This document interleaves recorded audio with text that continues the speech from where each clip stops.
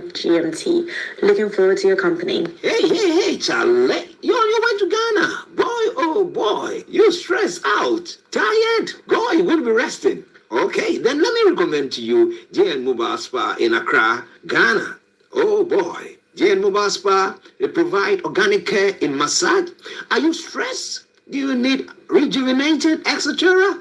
For your facials, maybe exfoliating, firming, and lifting? Then contact JN Spa on 00233 244 941 002 or 00233 2006 06386, and they will be right there on time. JN Mobile Spa, your health and beauty needs at your doorstep. Hi guys, this is your friend Uruj from Sendwave. Sendwave is a money transfer app that is used by people all over the world to send money to their loved ones in Africa. With Sendwave, you can send money to Ghana, Nigeria, Kenya, Uganda, and Tanzania. And the best part is, Sendwave is absolutely commission-free. Our exchange rates are excellent. You can see for yourself by checking them out on our website. So how do you use Sendwave? Sendwave is an app that you can download onto your phone from the App Store or Google Play Store. The app is free to download. After downloading it, just open the app and enter your name, email, and phone number. That's it. You're good to go. Make sure you use the promo code SR. S for Star, R for Radio. This promo code will give you £5 free credit to send to Africa on your first transaction. Your money will be delivered to your recipient within seconds. Feel free to call me on 0749 7377 647 at any time. I'll be happy to tell you all about Sendwave and help you in any way I can. Remember to use the promo code SR for £5 free credit. Medase.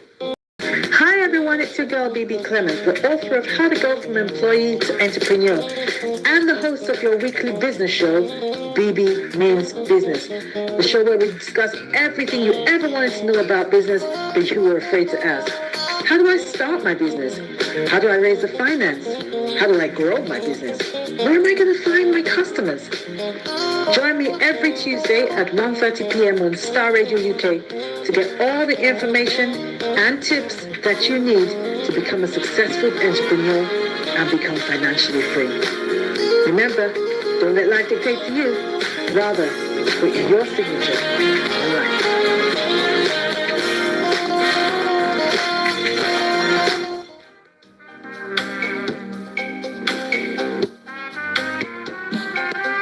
Are you looking for the fastest, reliable, and trustworthy door-to-door shipment company? Well, look no further. When was the last time your family received a shipment back in Ghana on time and in time? You are not sure? Well-Lam shippers, we pride ourselves with being the fastest, reliable, and trustworthy shippers you can use. You are assured of a prompt pickup anywhere in the UK by our personnel. They also make sure your items are well packaged to get to its destination in time. When it comes to door-to-door shipment, look no further. Well-Lam shippers, contact us on 07990093321 or 07498911820. Or you can visit our website www.well-lam.co.uk.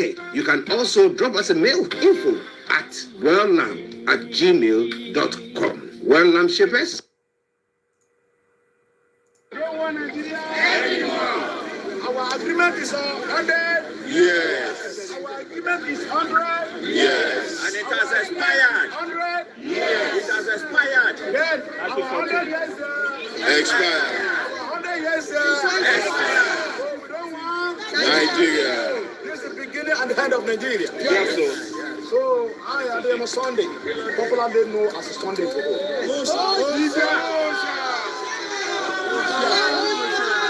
And I know God is behind me.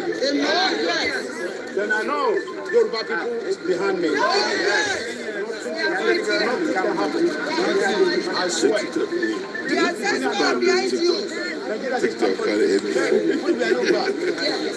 We are in that Yoruba land before Nigeria. We have many things in our land. We have oil, we have gold. Only Fulani is one that they enjoy the resources.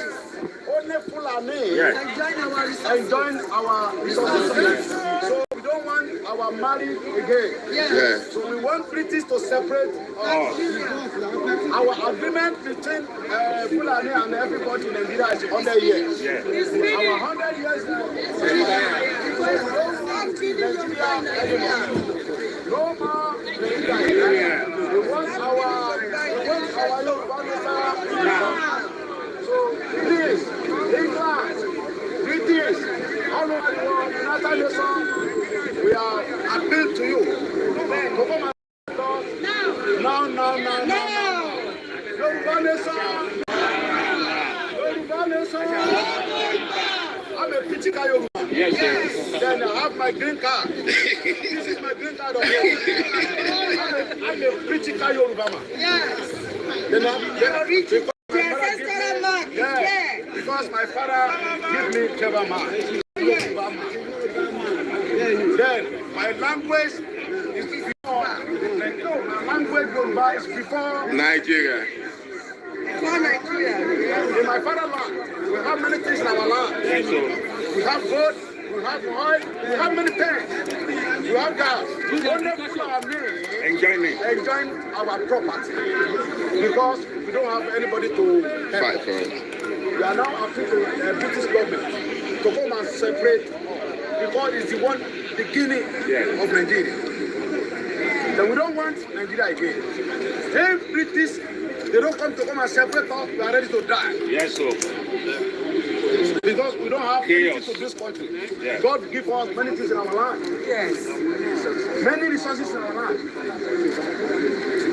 Only Fulani enjoy our resources. Please, we are appealing to all over the world. We are appealing to the United Nations to come and separate us on this Fulani criminal people. Yes. Fulani just come to our land to come and kill our family, to come and rape us. 29,000. Now, Fulani, when Buhari take over Nigerian government in 2015, Yoruba people Fulani killed in Nigeria is more than 29 million people. Raping us, thief our farmers, destroy our farmers, thief our resources. Loving Voxy Mo.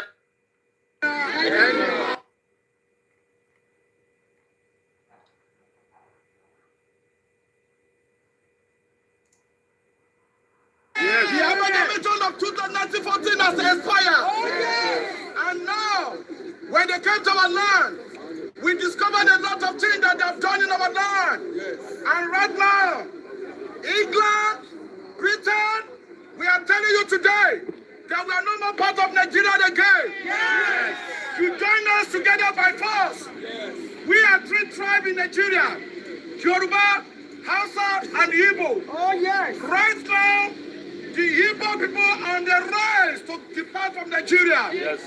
Fulani, they are the people terrorists in Nigeria. We are no more part of Nigeria anymore. Oh, yes. What we want now, we want to house of Nigeria. Yes. We want to exit for Nigeria. Yes. Nigeria is no more our country anymore. Yes. We Yoruba, we have the culture, we have the integrity, we have the potential, we have the abilities.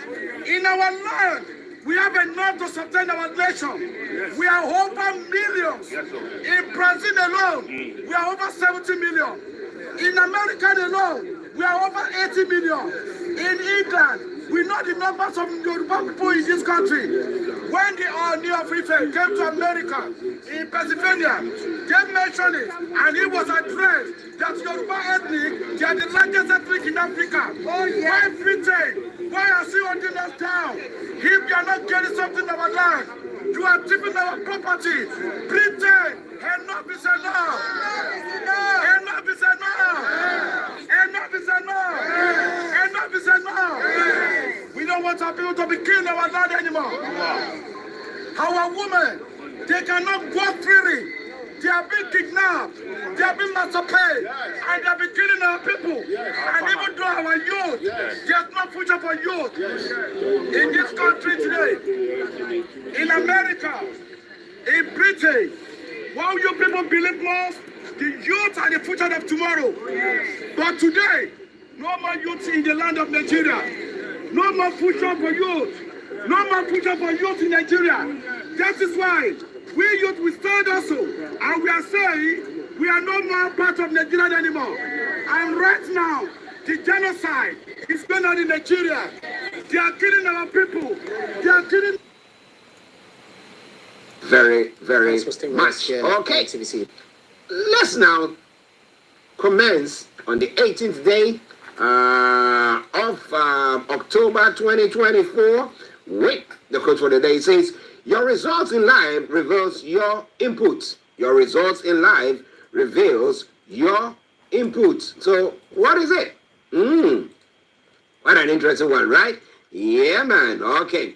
Now let's move on straight to the weather front as well. Let me tell you what is happening on the weather front. Let me say good morning to Atal Kofi all the way in Sherman as well, with all those lovely tunes that you've been sending to us and that we'll be bringing to our lovely listeners. We want to say thank you very much for that as well. But wherever you are, it is Starr Radio UK.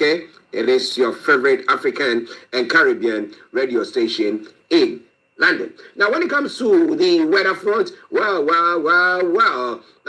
today, I started with a foggy day here in London. Any mist and fog will clear to leave a dry afternoon with sunshine. Towards the evening, it will slowly turn breezy and cloudy with patchy rain arriving from the west. Now, tonight will stay overcast with patchy light rain. The rain will become heavy and persistent by early hours as it moves in from the west. A relatively mild night expected. Top temperature is going to be 17 degrees. The lowest is going to be 13 degrees. UV level, moderate pollution, low sunset, 1800, and then somewhere for tomorrow morning, 0731 hours. This is Starr Radio UK. For the weekend, Saturday, a mixture of rain and cloud. Top temperature 17 degrees, the lowest 9 degrees. Sunday, same, but top temperature 18 degrees and the lowest 13 degrees, a bit milder. And then come Monday, we'll go on to further lows there. But hey, whatever it is, as we say, make hay while the sun shines. Let us make hay whilst the sun shines. At 3 minutes to the top of the hour. Yes, Starr Radio UK, your favorite African and Caribbean radio station in London. All right then, now let's take you straight to the travels as well. As we say, keep your eyes on the roads, keep your eyes on the roads. As keep it navigated, I promise our bond. On the underground this morning, Hammersmith and City Lines are experiencing severe delays due to train cancellations. The Northern Line is experiencing minor delays due to an earlier signal failure at Morden. That aside, all the others are running a good service. DLR, London Tram Link, and London Overground, good service there. On the major roads in London, roads, there are no exceptional delays there. On the river bus, good service. On the London Cable Car, good service. Yes, and then bringing us straight to the final segment of the travel update, that is the National Rail. On the National Rail this morning, Avanti West Coast Special Service, Cross Country Special Service, Great Northern Railway, Great Western Railway, Greater Anglia, Island Line, Mersey Rail, Northern Rail, Scott Rail, Southwestern Railway, Transparent Express, and Transport for Wales are all experiencing special service. That aside, all the others are running a good service there. And that is why I will say it once again, good morning, good afternoon, good evening, good dawn to you, wherever you might be on planet Earth. Enjoy your coming for today, but you know what? Continue to keep those eyes where? On the roads. All right then, ladies and gentlemen, Starr Radio UK, your favorite African and Caribbean radio station in London. You are listening to Starr Radio Morning Show. Okay, let's take you global trotting now. And kicking off from Nigeria and some of the stories that we'll be looking at. Let me say good morning to Bishop Adeshina and your team, the RBS office in Lagos, Nigeria. Now, Tinubu Shatima trip don't represent common sense. Who is speaking Picture Obi? And I did not rape nor kill Bamishe, the BRT driver. Wow. But when, for instance, what do I call it? When, postmortem was done, it came out that she's being abused, okay, raped, and some of her parts have been chopped off. So what is he talking about? Okay, the bus rapid transit driver, Andrew Omini-Koron, standing trial for allegedly raping and murdering 22-year-old fashion designer Oluwa Bamishe Ayan Wole on Thursday opened his defense. We tell you more about all that and the reactions. Now, Kaduna farmers count losses as herdsmen ravage farmlands, and 129 million Nigerians living in poverty. World Bank is saying a lot more going to be coming away from there once we have Mr. Olayomi Koiki, who will be joining in pretty soon. But in other stories as well, making the rounds in other parts of the world, once we prepare the ground for him. Now, Israel says Hamas leader still was killed during routine Gaza patrol. And other leaders are asking, would that bring about the end of the war at all? Now, debt rule to change to fund major projects, some of the stories making around, and King of Australia royal tour nearly didn't happen. How? Why? When? Okay, we'll be telling you more about all that as the program goes on. Well, Kenya's deputy president had been sacked while in hospital. So, Senate found him guilty, and that is the end for him. Trump cracks jokes at charity dinner while Harris does video skit. Well, we'll be telling you more on that as well. 2 weeks on to the elections, and it looks neck and neck. Now, what do you think? Who do you think has got a bit of momentum there? We're going to be telling you more about all that as the program goes on. Now, moving on straight to some of the other stories making around this morning. Okay, France. Okay, all these ones. France. Beninese activist Kemi Seba has been freed. Okay, I'll be telling you more about all that as well. In Ghana, there's no time to waste. Accept your new status as minority leader Ahmed Ibrahim to Afenyo Markin. You see? Now, Chambers appeals to Ghanaians to ensure violence-free elections. It's easier said than done. He said that we are appealing to them to ensure free and fair elections. Do you think we're going to be getting anything of the sort at all? Well. Ladies and gentlemen, this is Starr Radio UK, and this is your favorite African and Caribbean radio station in London. We're not properly applying the role of MPs, Professor. African and Caribbean radio station in London. Let's take a quick break. We come back and we'll be having Mr. Olayomi Koiki all ready to fire on all cylinders. But let me say good morning to OLAKUNLE. Hey, it's been a while. So I greet you all, Mr. Archie and all Starr Radio UK crew. Much love and respect. Respect, my brother. And good morning to you. Let's take this quick break while we prepare the grounds for Mr. Olayomi Koiki. Hey, Charlie. You're on your way to Ghana. Boy, oh boy, you're stressed out, tired. Go, you're going to be resting. Okay, then let me recommend to you JN Mobile Spa in Accra, Ghana. Oh boy, JN Mobile Spa, they provide organic care in massage. Are you stressed? Do you need rejuvenating, etc.? For your facials, maybe exfoliating, firming, and lifting? Then contact JN Spa on 00233 244 941 002 or 00233 2006 06386, and they will be right there on time. JN Mobile Spa, your health and beauty needs at your doorstep. Welcome back to the program. This is Starr Radio UK, and this is the Friday edition of the morning show. And I can tell you assuredly, I've got with me my colleague and co-presenter, Mr. Olayomi Koiki. Yomi, massive good morning to you. A very good morning to you back in the studio, Mr. Archie. Good morning to all our listeners from around the globe, and welcome to the Friday edition, the 18th October 2024. 3 minutes past 11 a.m. right in front of the window. I've been seeing the beautiful trees that are still green, but I'm sure anytime soon the weather will kick in and they'll start dropping a little bit down. I could read from here, the bus network is known as B network, which is different from London. That shows that I'm still in Manchester. Okay, so you know that B network, that means it's still in Manchester. How are you? How is Chief? How is the team there?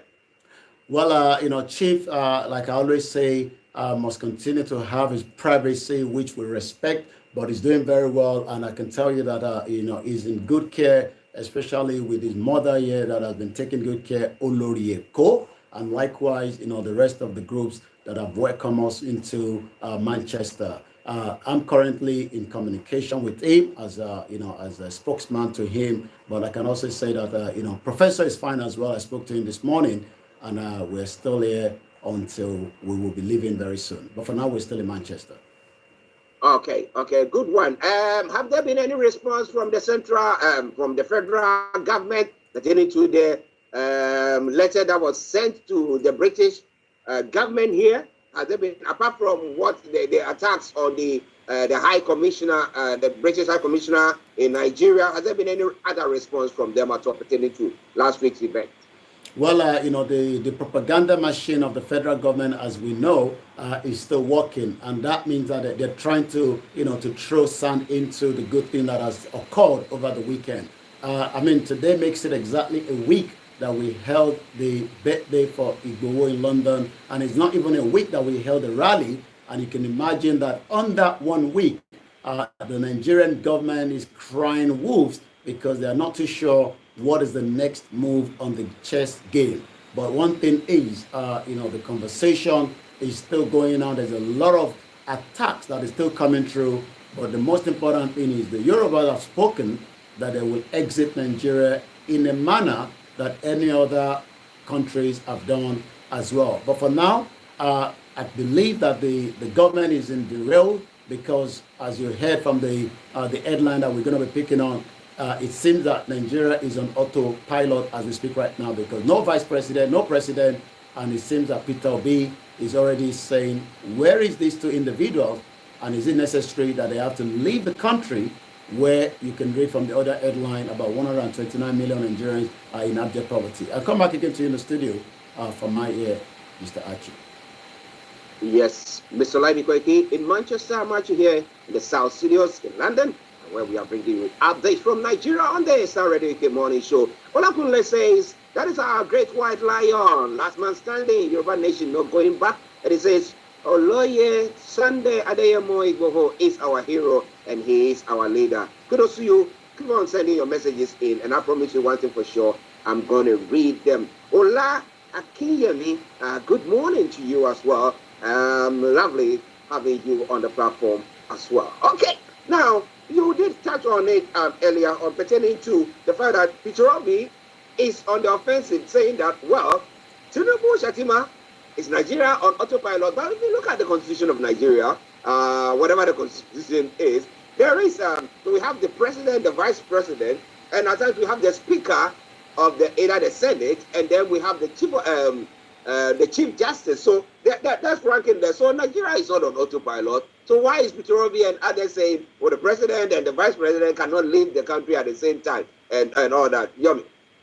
Well, the Labour Party presidential flag bearer during the 2023 presidential election, Peter Obi, has now faulted, the foreign trips embarked by both the president, Bola Tinubu, and his deputy. Let's first, touch on the president. The president spoke almost 2 weeks ago, which is a countdown, because by this weekend, we expect President Bola Tinubu to return back to Nigeria. But right now, he's in Paris, where he's receiving his own treatment, or he's on holiday. But one thing is that president left the position for the vice president, like you said, to take over, because on a normal routine, when the president is out of the country, the vice president then takes charge. But what a lot of Nigerians were a little bit surprised is when the vice president also said he had a foreign trip to Sweden. And this is where Peter Obi is saying that this does not make any common sense. And he's talking about that this trip is coming when this country called Nigeria is grappling with domestic challenges we're concerned. Let's remind that the President Bola Tinubu departed Abuja on the 2nd of October this year for a 2 weeks working leave. He came to UK from UK. He ran out of UK. So that's what some people are saying, because Igboho was going to be in London. So he left on the Friday, just as Igboho was about to arrive in the evening. And now also, the special assistant on political and other matters, Ibrahim Masari, that tweeted on X, has now also confirmed that Shaitima has left Abuja to Sweden on a 2-day visit to represent Nigeria in what is called a bilateral engagement with the Scandinavian nation. Okay, let's see what happens. Maybe somewhere, somehow, we'll get them coming back into the country, and maybe it will change the fortunes of Nigerians as a whole. But ladies and gentlemen, Mr. Olayomi Koiki in Manchester, I'm actually here in the South Studios in London, and we are bringing you updates from Nigeria. Now let's move on to some of the other stories. Now,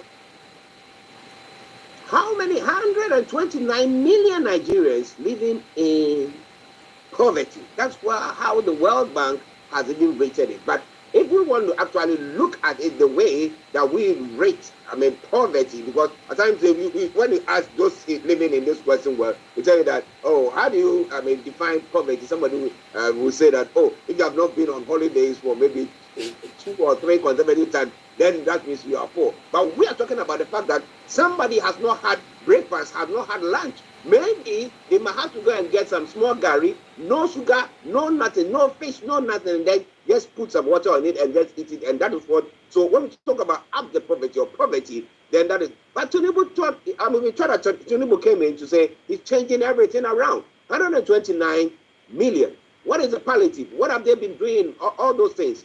Tell me more, Yomi.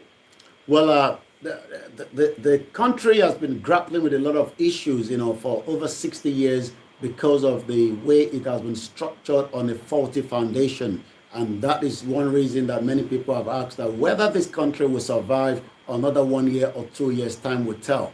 But this morning, we are not surprised, and I believe if any Nigerian is surprised that when Tinubu came to power, it has now added extra layers of poverty that has been in existence before it came to power. So let's go back to the numbers. We're talking about a population of about 200 million, and if about 129 million of 200 million Nigerians are living in poverty for the fact that the increase of commodities have shot up with about 45% from 32% as inflation continued to bite many Nigerians this morning. So the World Bank says that we have 129 million Nigerians. What is this government going to do to elevate poverty? What is the government going to do to make sure that we're looking at that headline that the farmers are struggling to get back to farm? And one of the reasons why we are concerned is that if farmers can't get to the to the farm, that means that the food production will continue to decline, and the cost of these food in the market will continue to rise as well. So let's give you more numbers as well. Tiger Nut has sold at the market in Jebel on February this year at about 1,600 kilometer border with his neighbor, was until now one of Nigeria's main trading partners with about $193 million in export in 2022, according to the United Nations. Electricity, tobacco, cement. But since the border closure, it has even been a double whammy for the local population, who has seen food prices exploded under the combined effect of a new movement restriction. Remember that when Tinubu came to power, there was the issue of the Niger that was erupting. And as the chairman of ECOWAS, the first thing he did was shut down the borders. And that means that, there is no trade route coming in between the borders. Not only that, we have now seen that with the growth proving to be slow to the outpace inflation, poverty has now risen sharply since 2018. The share of Nigerians living below the national poverty line 16 is estimated to have risen sharply to 40%, and it is still pushing to about 56%. So when you combine the population growth, this means that about 129 million Nigerians are living in poverty. This stark increase partly reflects Nigeria's beleaguered growth record. The GDP per capita has not recovered to the level it was prior to the oil price induced since the recession in 2016. The COVID pandemic came in as well. It added multiple shocks in the context of the high economy. When you talk about the insecurity, one major reason why the Yorubas are saying that we would not allow our farmers to live in that stage, and that is why Professor Akitoye continued to tell the international community that for peace to reign, for us to protect the borderlines and create the enabling environment, it is high time that the Yoruba exit Nigeria. But right now, 129 million Nigerians are struggling to have the breakfast, the lunch, and the dinner, and it is not their fault. It is just that the foundation of Nigeria has been very faulty. Well, the foundation of Nigeria has been faulty. What do you think about all that? Yeah, OLAKUNLE says President Tinubu will always use more time abroad than in Nigeria because he can't use the poor health care they created for their citizens, and the citizens are not even seeing anything bad about it. And that is how true the whole thing is. The people who are, you thought that maybe they will rise up and say, look, we are not being treated well because the politicians they give them some small money. They think, oh yeah, we're okay, and they support them as well. But the day that maybe we go for elections and people will not turn out to vote, then people will know that yes, people are not happy with what is going on. But what do you think? People are not happy when you look at the numbers of the salary. I mean, this is another headline. I earn total of 14 million every month as a senator. Archie, the senator dismissed the belief among some Nigerians that the lawmakers are living in affluence while the masses live in poverty. The lawmaker representing Abia North in the Senate, Archie Uzakalu, has now disclosed that he earns a total of 14 million naira every month as a senator, while an average Nigerian is still struggling for the 70,000 that the president has asked for them to be paid on a monthly basis. So he's saying that he's earning 40 million, so he's poor, he's struggling. Now, yeah, he's struggling. Chocolate getting 70,000. 70,000. How much rent would they even pay? What about hospital? What about transport? What about taking care of their children and all that stuff? But listeners, at times, I don't know, maybe our leaders, they live on a different planet and we are living on a different planet, so it makes it quite difficult. But let's move on. I have one lesson that I'll then, before we come to Bamishe's issue. Now, reject bill seeking to arm FRSC officers. It will only increase killing of Nigerians at checkpoint. Ejiofor tells National Assembly. Can you give us a bit of background? Who are the FRSC as well, and why are they want to be armed? Why? While I was having my morning program this morning, and Bishop Additional called in and stated it that the FRSC, which is the Federal Road Safety, would now be harmed. The question is, how many security operatives needs to be harmed, and is this the right way, in the right direction? We do know that in any part of the world, it is important that we have a system that will be put in place to curb, those that wants to drive very fast. Here in the UK, sometimes the sat-nav tells you that the police is up there, but it's just to curb, and the abuse of the road network. But in Nigeria, it seems that the FRSC is now also asking that they need to be harmed. I'm not sure why they want to be armed, because if we go back to Bolanle Rahim was shot dead by the officer that was meant to be using the gun that was bought by the taxpayers' money for the purpose. So she was shot dead on a Christmas day. She lost not just her life, she also lost the twin baby that was with her.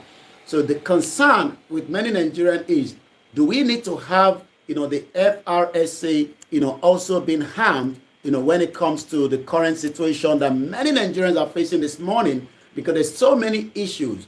And like I said, it is important that we have them in there to curb the drunk drivers and all sorts. And they're doing very well. We got to be honest with ourselves. But to be able to be armed is what I don't understand. The FRSC also has partnered with the NDLEA to curb drunk driving in Castina. And like I said, they're doing extremely well. But the concern now is, why do you want to harm them, especially in the current climate of Nigeria today, when we know that many of them are not well trained, and we might see Happy Trigger, which will probably, when I come back again to you in the studio, will link us back to how Pelumi was killed and how Bamishe was also killed. So you can see that in a country that doesn't have a rule of law, you need to know that giving arms to officers, security operatives, they need to understand that these are real bullets that can take lives. Well, listeners, quite interesting. Starr Radio UK at 19 minutes past 11. Now, we did talk about, back in the day, we did talk about the regional security or the state security forces. I don't know whether it was regional, and the Yoruba area or the southwest had a group. I've forgotten the name. Do you remember? Amatekun. Amatekun, yes.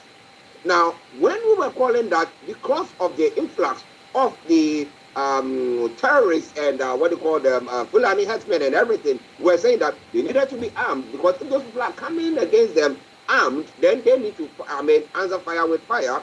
The federal government said, no, they're not going to do that. So it didn't allow them. I don't know how they operate, whether they are just moving about, and when they see something, say hello, and then if somebody has to shoot at them, they shoot. I don't know exactly what is going on there.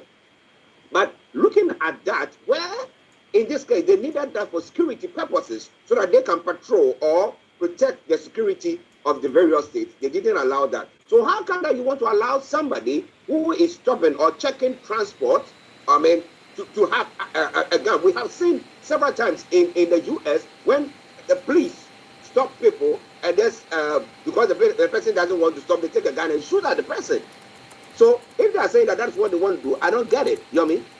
Well, there's a lot of things that we need to understand when it comes to Nigeria, and one of those things is one of the headlines that I've picked up again is police and soldiers are selling weapons, to criminals.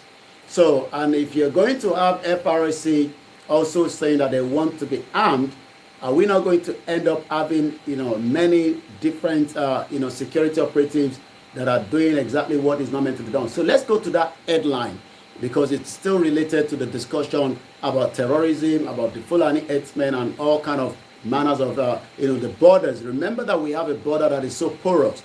So Ribadu, is giving us a background hint. I'm talking about the National Security Advisor, NSA. Whatever these individuals are telling us this morning should be of concern to many Nigerians at home and abroad. The National Security Advisor, Nuru Ribadu, is full of criticism for policemen and the soldiers for stealing and selling arms and ammunition from their formation to criminal elements. Ribadu stated this, on Friday during the destruction of arms by the National Center for Control of Small Arms and Light Weapons. According to the National Security Advisor, security agent involved in the act are the worst human beings, adding that effort must be put in place to check those people. He added, we have to find a way to put in a stop to this if we want to recover our country and live in peace and stability. Okay, let's see. But if they are going to whatever I'm giving to them, waving the soldiers to the police, now we are hearing that they are selling them and stuff like that. Is it any good thing at all? But well, we saw where a driver happened to rape and murder a passenger. Bamishe, that's what I'm talking about. And after now, the driver is even saying, but well, somebody will say that innocent until proven guilty. We know that it's not forensic. The postmortem showed that was, the lady had been raped and murdered. But the defendant is saying that nothing of the sort. You know what I mean? What do you think is going on? The death of, Bamishe is still a very bitter one to the family, because I'm close to the family after the death. We've been going to the court to see if we can get justice, for Bamishe. And since we can't get justice for Bamishe, we're also talking about justice for Mohbad, justice for Kwelumi. We're going to be talking about Kwelumi because he was a young journalist that was killed during, the NSAS. Let's go to the story of Bamishe, because, Lagos, the excellent state that you would think of. Things happen around the world. But what we are trying to figure out this morning is the bus driver, Andrew Omikoron, standing the trial for the allegedly raping and murdering of the 22-year-old fashion designer Oluwabamishe Anyanwola, yesterday opened his defense. Omikoron, Andrew, has now testified before the Lagos High Court in Tafawa Balewa Square, but he's now saying something that is a bit, shocking, that he's telling the court that he did not rape Bamishe nor kill Bamishe. The question then I should be asking is, what happened to Bamishe? Because Bamishe was in that BRT in Lagos. We had audio that I've listened to, but we would then have to wait and see how the defense and those that are charging these individual, This incident happened as Justice Sherifat Shonaike on the February 26, 2022. He was on an afternoon shift when he resumed by 1 p.m. and his route was from Oshodi to Ajah. Does it mean that he pushed Bamishe out of the vehicle and Bamishe got raped and got killed? Or what led to the death of Bamishe? He said that he made the round trip and went to the second trip from Ajah, saying that it was already around 7 to 8 p.m. He said he couldn't continue walking but decided to illegally pick a passenger while going back to Oshodi. This is what we normally say to the people back home. I know this, especially at this very difficult time, if you're not too sure about the vehicle, don't go in. But people are sure about the BRT. I mean, how would Bamishe know that the BRT is not in operation when the driver is now stating that he was driving the vehicle illegally? Imagine, the bus driver has finished his shift and decided to take some extra income and park somewhere and take in extra passenger and take, funding from them. And that's exactly what happened. The defendant is standing trial for bordering of rape, conspiracy, felony, sexual assault, and the murder that was brought by Lagos State government. We will have to see the end to this because it has been going for too long that there's so much injustice in Nigeria. And it looks like, again, there is the big man that is behind this death and they're trying to put it on the side. But because the pressure is still coming, let's hope that Bamishe family will get the outcome. But at the alleged offense, they say that's contravened the section 411-223-260-165 of the criminal law of Lagos State 2015. I come back again to you in the studio, Mr. Archie. Well, listeners, Starr Radio UK, your favorite African and Caribbean radio station in London, Miss Olayomi Koiki in our North London studios. I'm actually here in the South studios. We are bringing you the morning show and the segment for updates from Nigeria. Okay, now let's move on to other stories making the rounds. And we know that the vice president, I know, Peter Obi will be saying, well, though they are going out for investment, or he's saying that he's got an investment into the country, what is all that about? But I will leave you to bring the rest of the stories making the rounds. Over to you, sir. Well, in as much as the country is going through a rough, difficult one, Shaitima, the vice president, is asking investors to come and invest in Nigeria. According to the report coming, the vice president Kashim Shettima is urging global investors to take advantage of Nigeria's growing investment climate. The vice president made the call during a business meeting with the Swedish business in Stockholm, in Sweden, as part of his 2-day visit to the Nordic country rather. According to him, the federal government has undertaken the bold reforms that are restructuring the nation's economy for sustainable growth, adding that the administration Renew Hope agenda is focused on a competitive business environment that attract foreign and domestic investment. That is coming from Shettima's visit to 2 days in Sweden. Let's go back again to the federal government and the state allocation of September. Federal government, state, local government shared 1.2 trillion naira in September 2024, according to the revenue. The total sum of 1.2 trillion was shared by the federal account revenue, has been shared to the federal government, the state, and the local government. Many question is, how does this impact, many Nigerians that are living in what we just said earlier, over 129. We have 774 local government, and in the Southwest alone, we have about 191. But it seems that, the funding for the local government is not getting there. Like I said to you right from the window, it's a very quiet, suburb where I am currently, but I can still see the network of the B network that is driving through, not the, the keke napel or the Okada that is driving and making all kind of noise. Local government has a big role to play, to make the environment and the local to be able to live. But it seems that, money continue to be shared, and these are the breakdown.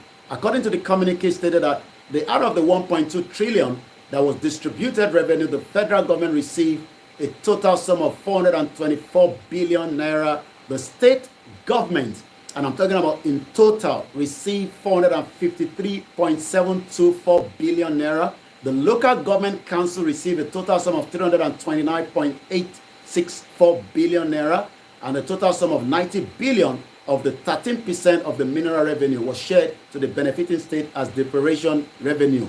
Again and again, these are money that are shared on a monthly basis, but I'm not too sure whether they're making any impact to the lives of many Nigerians back home this morning. Let's go more and talk about Naira redesign. Remember the Naira redesign? Emefiele court has granted the EFCC request to present a witness virtually.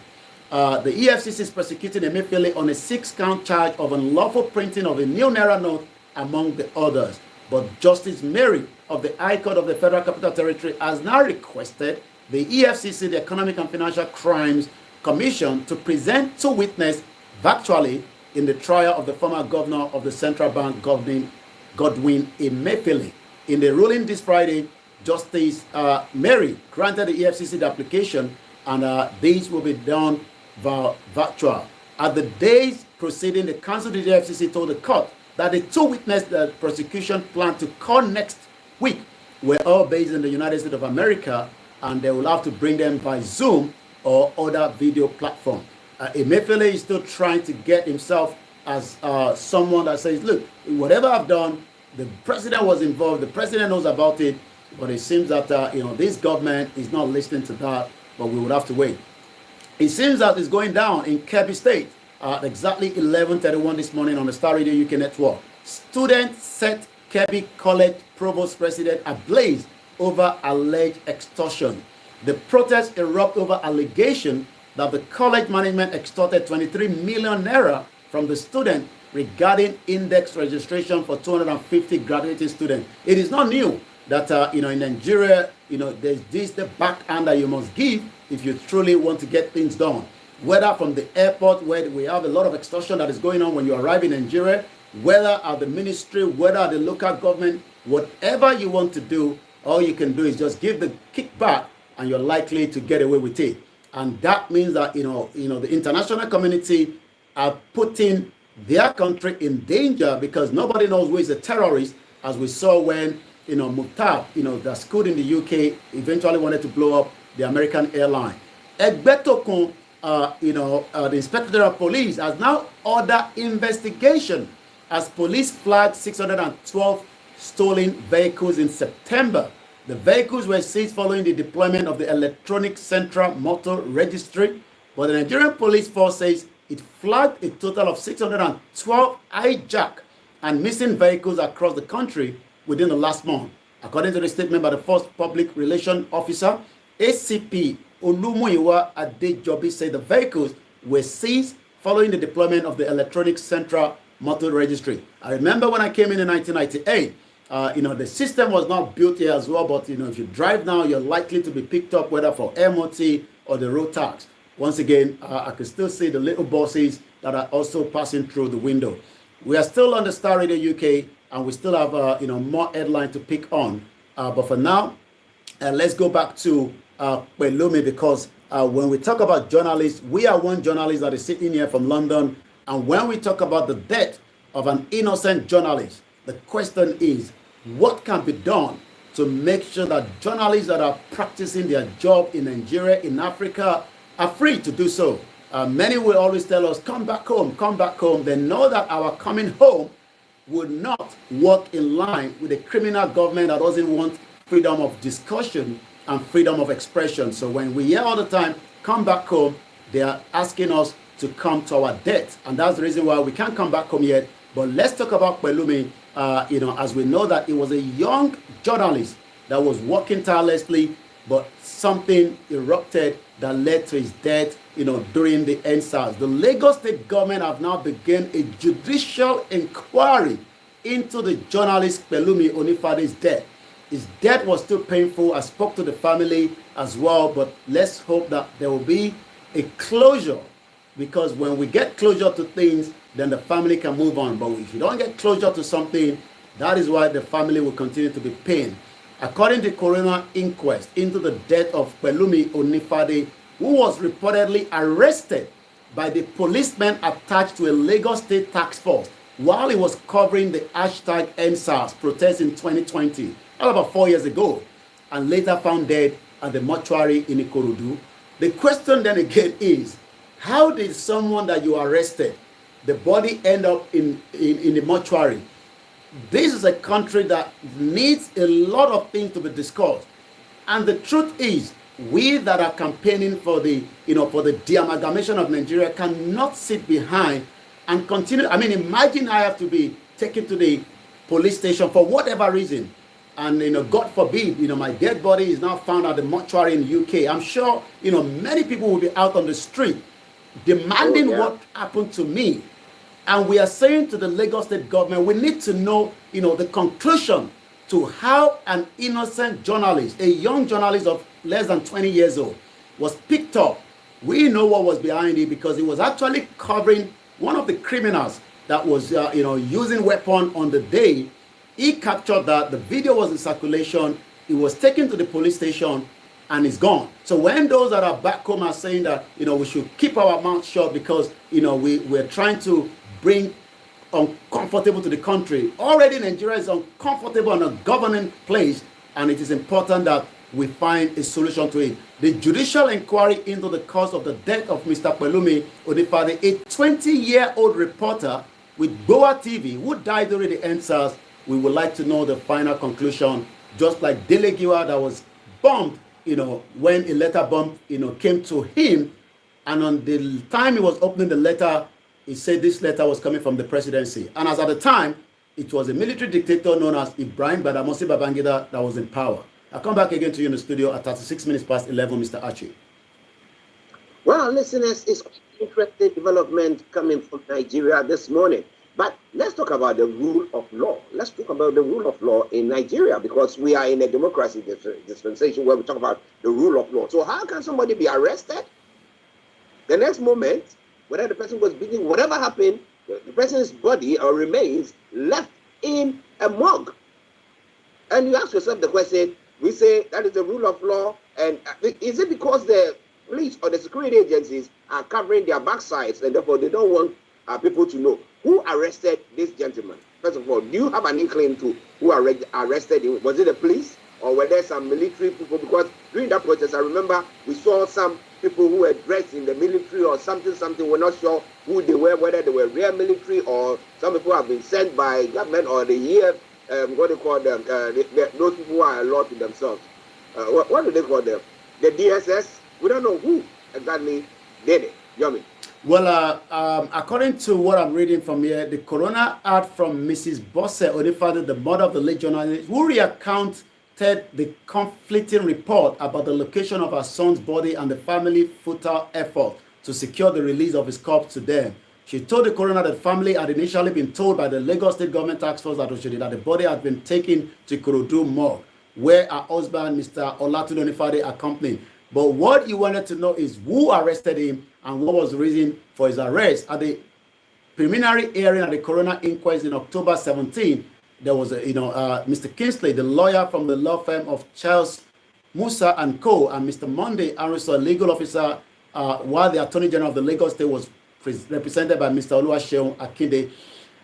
We know from the information gathered that Olayomi was picked up, just as they cited that what is recorded was already on air. So it was picked up and then transported away from. Remember that the NSAS saga was one of the most painful one. A lot of people lost their lives, not only in Lagos State, even in the southeast as well. But we know from the little information that we've gathered that the officers that did this sometimes will be posted out of the state just to save the track. Remember that I was just telling you about Bolanle Rahim. The case of Bolanle Rahim was another one that occurred, when, she was coming back, with her family after, the church. And eventually, Bolanle Rahim was shot dead right in the vehicle. She died on the spot. The twins that she had also died on the spot. And there's no justice yet, for Bolanle Rahim family. So it's like, this is a country where you ask yourself, are we still living in the dark era, or should we just say we have a country that is never meant to be? But let's hope that justice will be served. Let me give you this, the story, the 7 things that we need to know. Bolani Rahim was a lawyer, and these are things that we need to know. Below are the 7 things to know about the dead lawyer. Bolani Rahim is a Christian that, 29th of May was her birthday, almost, the same start with myself. She was married to Benga Rahim. They had children together. She had a secondary school education in Only Child College in Ikoyi. She also attended Olabisi Onabanjo University. You can see that these are not just normal individuals, that people that wanted to serve the country, but the other way around, the country was never meant to serve them. She studied at also the Nigerian Law School in Enugu. She was a property lawyer and a member of the Nigerian Bar Association in Lagos State. Rahim was an award-winning rector in a real estate consultant, business coach and developer. She was the chief executive officer of the Custom Homes. But the police have since condemned Rahim's killing, and the state police public relations officer Benjamin Odonye on the tweet on Monday described the incident as unfortunate and avoidable. Well, when will all this end? Bob Marley asked in his song, but total destruction at times is the only solution. Do you think that's what we're going to be seeing?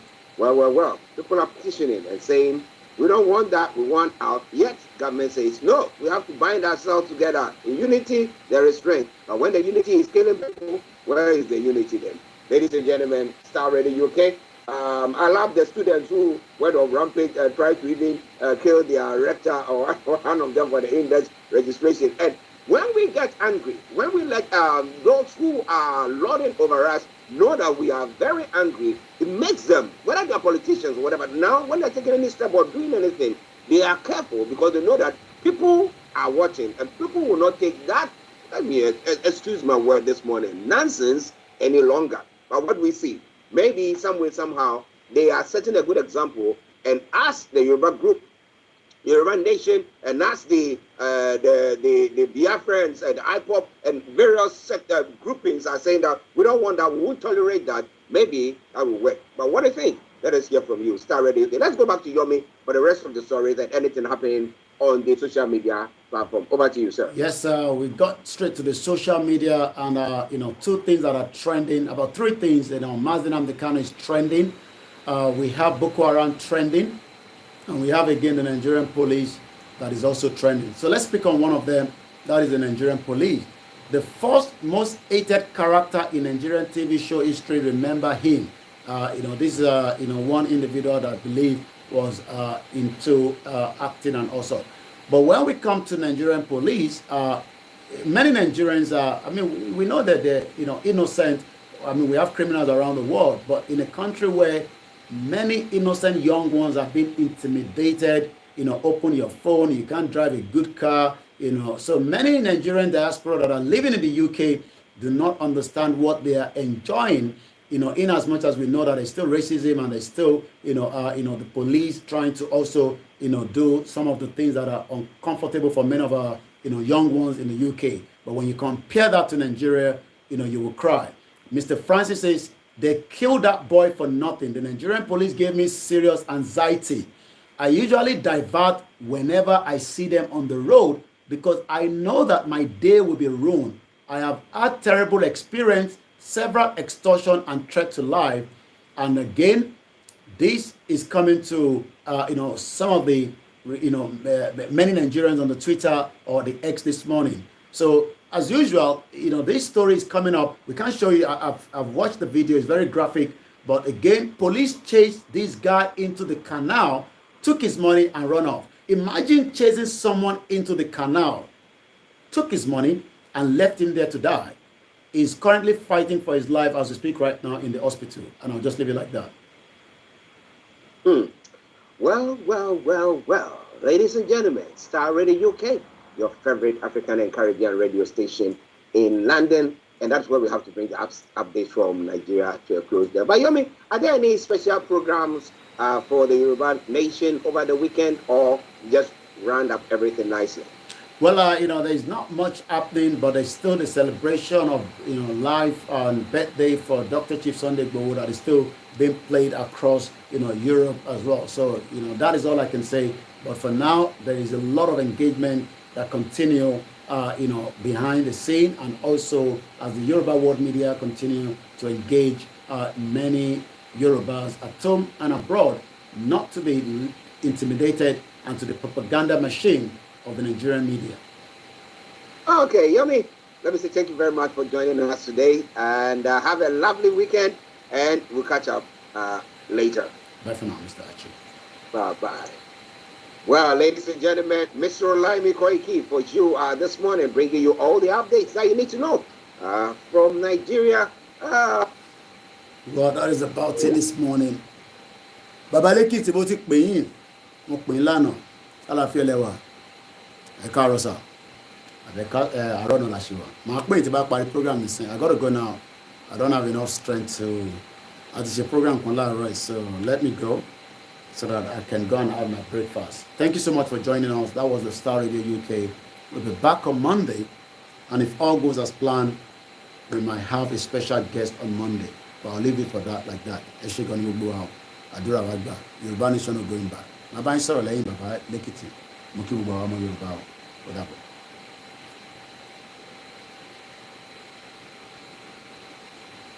Mo kí àwọn team Koikimedia team. Bye for now. Ariel, Ẹ̀gbọ́n mi, Fatoki, and the rest of you. Bye for now.